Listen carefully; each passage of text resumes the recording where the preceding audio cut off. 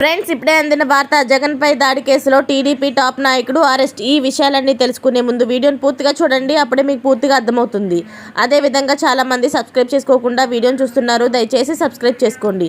Subscribe చేసుకోవడం వల్ల నేను చేసే ప్రతి వీడియో అప్డేట్ మీకు ముందుగానే నోటిఫికేషన్ రూపంలో వస్తుంది. అదేవిధంగా లైక్ చేయడం మర్చిపోతున్నారు. దయచేసి లైక్ చేయండి. లైక్ చేయడం వల్ల ఇటువంటి ఇంపార్టెంట్ ఇన్ఫర్మేషన్ చాలామందికి రీచ్ చేసిన వాళ్ళు అవుతాం. ఇక లేట్ చేయకుండా వీడియోలోకి వెళ్ళిపోదాం.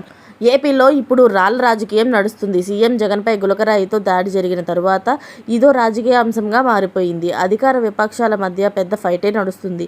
అయితే ఈ గులకరాయి దాడి అటు తిరిగి టీడీపీ సీనియర్ నేత బోండా ఉమాపై పడింది. ఈ ఘటనకు పాల్పడింది 5 యువకులని, వారంతా మైనర్లేనని ప్రచారం జరుగుతుంది. అయితే ఇప్పుడు బోండా ఉమా అనుచరుడని పోలీసులు అదుపులోకి తీసుకున్నారు. వాళ్ళ నుంచి స్టేట్మెంట్ తీసుకొని ఉమాపై కేసు నమోదు చేసేందుకు ప్లాన్ చేస్తున్నట్లు తెలుస్తుంది. సకల శాఖ మంత్రి సజ్జల రామకృష్ణారెడ్డి డైరెక్షన్లో పోలీసులు ప్లాన్ చేస్తున్నట్టు టీడీపీ నేతలు అనుమానిస్తున్నారు. వాస్తవానికి బోండా ఉమాను ఏనాడో టార్గెట్ చేశారు. పల్నాడులో ఆయనపై దాడి కూడా జరిగింది. పోలీస్ కేసులకు సంబంధించి చిక్కలేదు. ఇప్పుడు ఈ గులకరాయి దాడి ఎపిసోడ్ని తీసుకొని అరెస్టు చేయాలని చూస్తున్నట్లు తెలుస్తుంది. ఇలాంటి లేటెస్ట్ అప్డేట్స్ అన్ని మీరు ముందుగానే పొందాలి అనుకుంటే ఛానల్ని సబ్స్క్రైబ్ చేసుకోండి. అలాగే పక్కనే ఉన్న గంట సింబల్ని క్లిక్ చేయడం మాత్రం మర్చిపోకండి. Thanks for watching friends.